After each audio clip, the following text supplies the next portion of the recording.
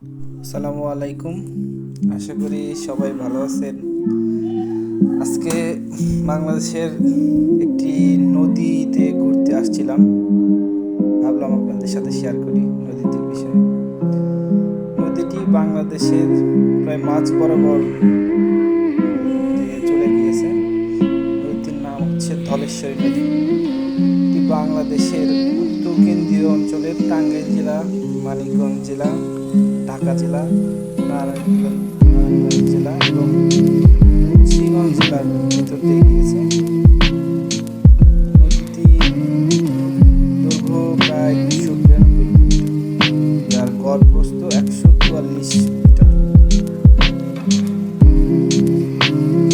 নদীতে এখনো তার মান ধরে এখনো মানসম্মত নদী হিসেবে পরিচিত। এটি বাংলাদেশের যমুনা নদীর একটি শাখা। এটি গিয়ে আবার ঢাকার ভিতরে বুড়িগঙ্গা